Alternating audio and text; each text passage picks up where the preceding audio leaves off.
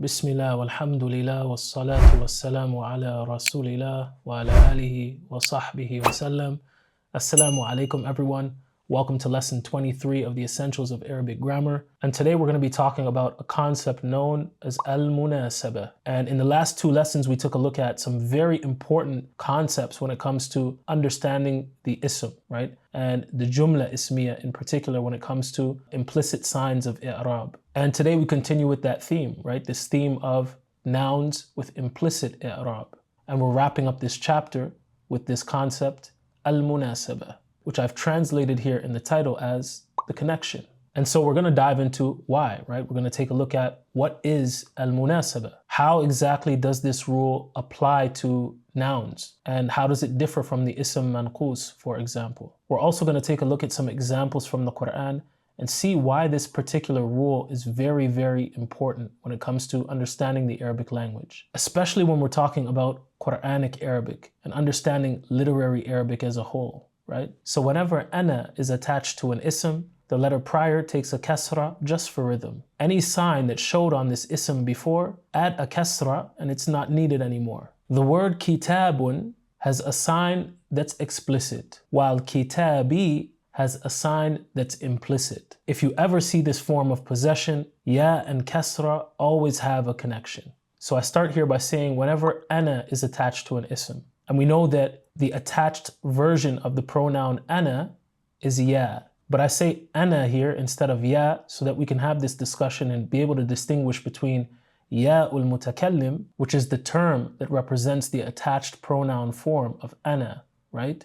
Ya ul mutakallim versus the ya that we find in the ism manqus, for example. And I mentioned this word here, kitabun, right?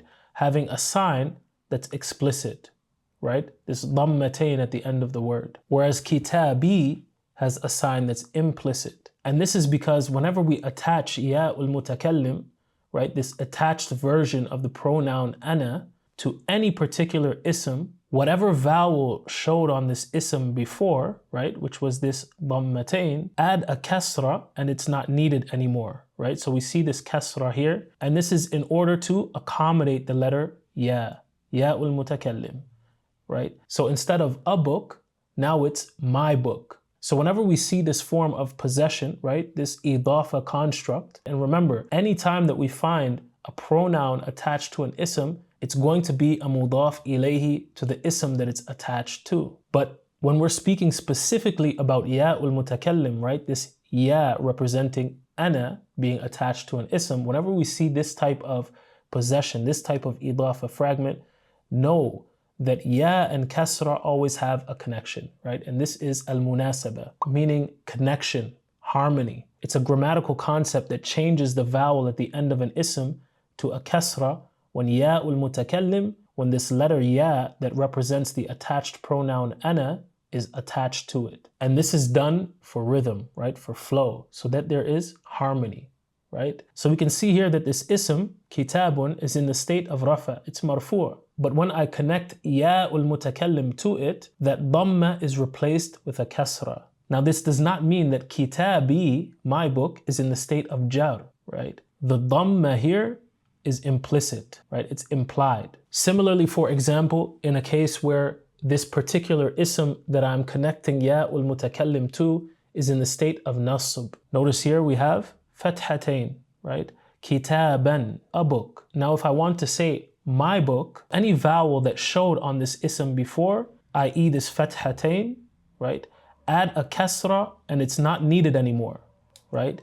Kitabi, my book. This kasra here is added for flow. It does not mean that this word is in the state of jar. It simply means that the fatha or the fathatain that was here is now implied. So it's in the state of nasb, but the sign that it's in the state of nasb is implicit. Now we see here kitabin, right? A book, but what is this kasratain here representing? That it's in the state of jar. And when an ism is in the state of jar, it already has a kasra on it, right? So when I change this word from a book in the state of jar to my book, right? Kitabi, the word kitab is still in the state of jar, and the sign of it being in the state of jar is a kasra, right? It's not implied, right? So this is the exception to this rule, you can say.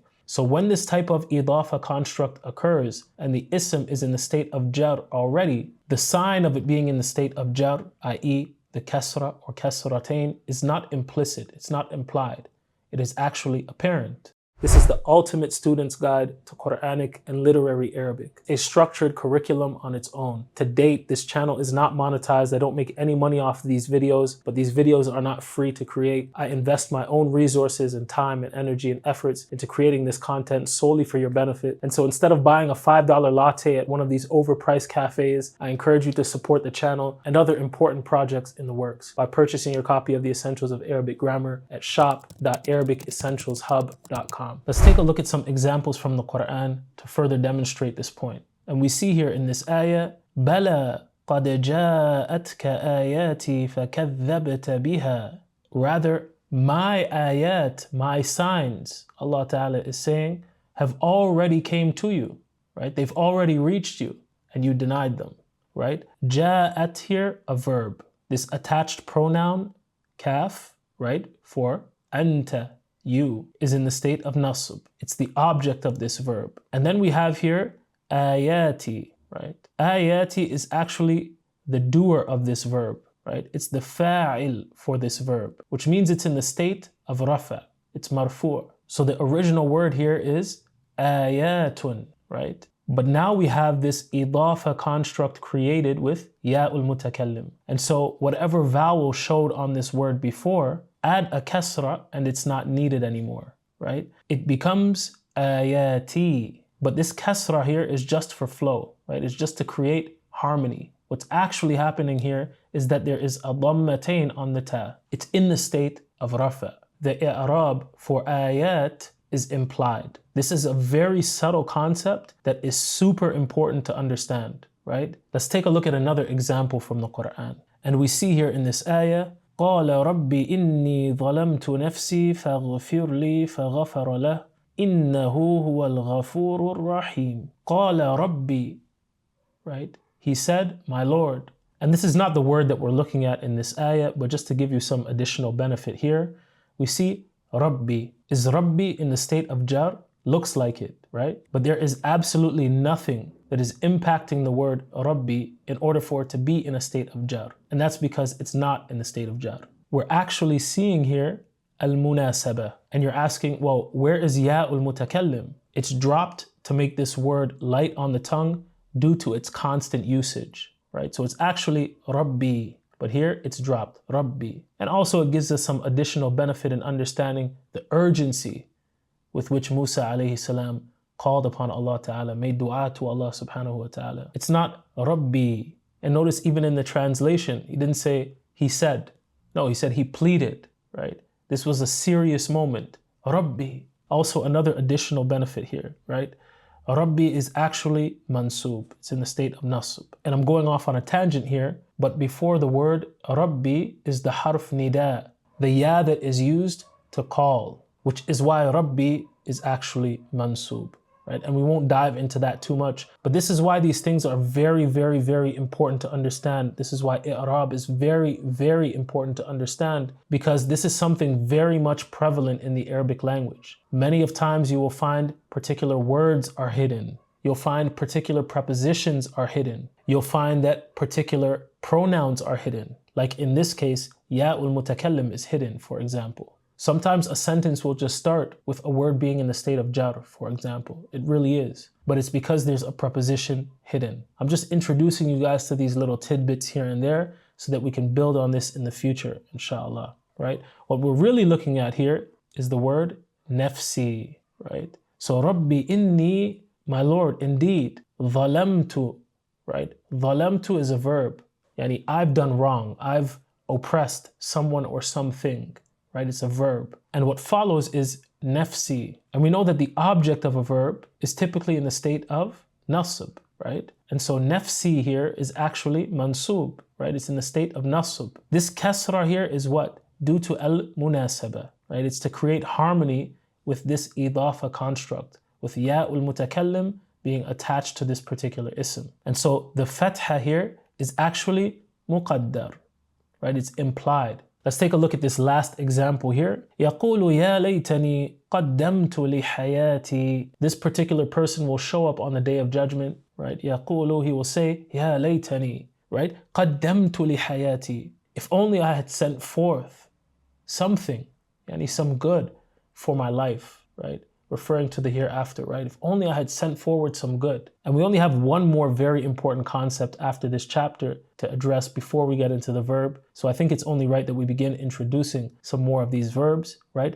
قدمت is a verb. If only I had sent something forth. لحياتي, we see this lam here, حرف jar, right? حياة, life.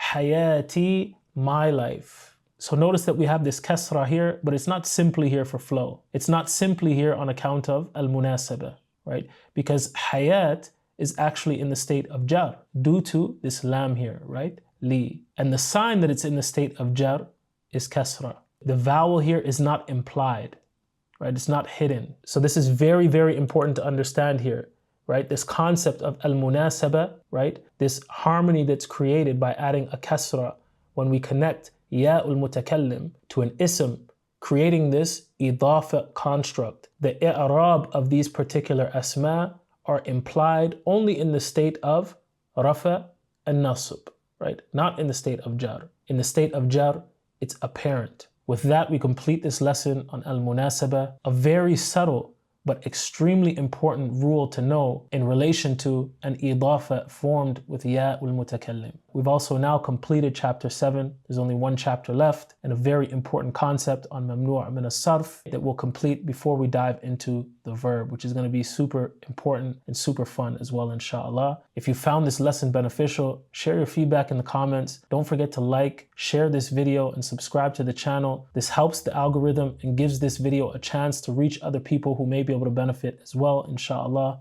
Subhanak Allahumma wa bihamdik, ashhadu an la ilaha illa ant, astaghfiruka wa atubu ilayk. Assalamu alaikum. See you guys in the next video, inshallah.